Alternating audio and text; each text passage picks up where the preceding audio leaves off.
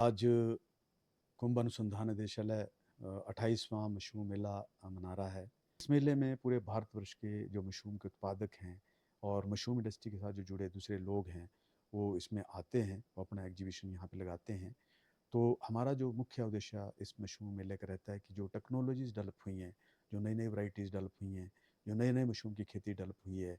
उसके बारे में ज़्यादा से ज़्यादा लोगों को बताया जाए। जो वैल्यू एडेड प्रोडक्ट्स यहाँ पे बनाए गए हैं या दूसरे लोगों द्वारा बनाए गए हैं, उनकी उसका प्रचार और प्रसार करना हमारा उद्देश्य होता है। तो इस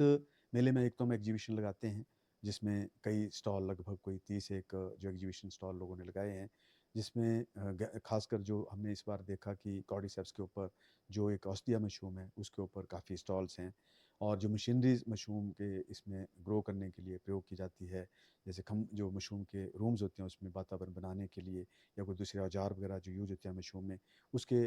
जो मशीनें उसमें यूज़ होती है, उसके ऊपर भी कई स्टॉल यहाँ पे लगे हैं। एक पार्ट तो है उसमें आम जनता आती है, उसमें विज़िट करती है और अपनी जानकारी वहाँ से हासिल करती है। दूसरा हमारा जो ऑडिटोरियम में हमारा प्रोग्राम चलता है, उसमें हम एक किसान गोष्ठी का आयोजन करते हैं, जिसमें जो किसानों को जो मशरूम उत्पादकों को जो समस्या हैं, उनके बारे में चर्चा की जाती है और उसका निवारण हम वहाँ पे देने की उनको कोशिश करते हैं।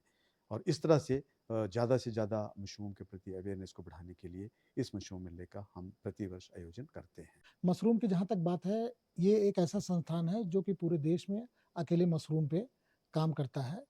यहाँ से पॉलिसीज़ बनती हैं, यहाँ से रिसर्च का काम होता है, किसानों को ट्रेनिंग दी जाती है और अभी जो मशरूम का अगर देखा जाए तो सबसे ज़्यादा जो फ़ायदा मशरूम में होगा, उसमें पोषक तत्वों की बात हम करते हैं क्योंकि हमारी जो सामान्य गाँव में रहने वाले लोग हैं या सामान्य लोग हैं, उनको भरपेट भोजन तो मिल जाता है, लेकिन पोषण की सुरक्षा की जब आप बात करते हैं, तो उसमें मशरूम एक बहुत बड़ा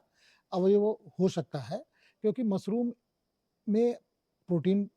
पूरी मात्रा में होती है। विटामिन डी जो किसी दूसरी सब्जियों में नहीं होता है, वो मशरूम में पाया जाता है। इसलिए विटामिन डी अगर आप देखें तो हमारे देश में लगभग 80% जनसंख्या ऐसी है जिसमें अगर उनके उनका उनकी जाँच कराई जाए तो विटामिन डी की कमी मिलती है। तो एक बहुत बड़ा सोर्स विटामिन डी का मशरूम है जिसमें ये विटामिन डी उसमें मिलता है। दूसरी सबसे बड़ी बात है कि बहुत सारे प्रोडक्ट अगर पैसा मशरूम से देखा जाए तो अगर हम इसकी प्रोसेसिंग करते हैं, जो दूसरी कंट्रीज़ मशरूम प्रोसेसिंग में बहुत आगे जा रही हैं, तो मशरूम प्रोसेसिंग का अगर हम लोग ज़्यादा से ज़्यादा बढ़ावा देते हैं, तो किसानों को या जो हमारी इंडस्ट्री उसमें आ रही है, उनको बहुत अच्छा पैसा मिलेगा और साल भर मशरूम किसी न किसी रूप में खाने के लिए उपलब्ध रहेगा। अभी जैसा यहाँ पे हमने देखा स्टॉल आप घूम रहे थे, तो मशरूम का चॉकलेट भी लोगों ने बनाया हुआ है। तो उस चॉकलेट में जो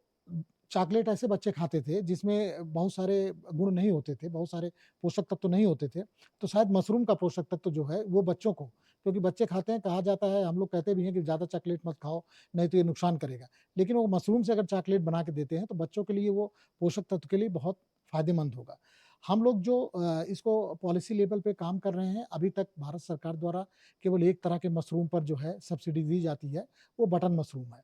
क्योंकि अभी रिसर्च का काम जो है, शोध का काम बहुत सारे दूसरे मशरूम पे भी हो चुका है। तो हम लोग सरकार को दूसरे मशरूम में कितनी लागत लगती है, एक किसान अगर एक पर्टिकुलर यूनिट में करना चाहता है, तो उस तरह का रिकमेंडेशन हम नेशनल हॉर्टिकल्चर बोर्ड को दे रहे हैं। तो